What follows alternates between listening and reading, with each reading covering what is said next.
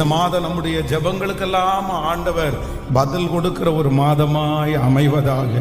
இந்த மாதம் நாம் போகிற இடத்திலும் வருகிற இடத்திலையும் கர்த்தருடைய கரம் நம்மோடு கூட இருந்து நம்ம இந்த மாதம் வெற்றியாய் நடத்த போகிறது.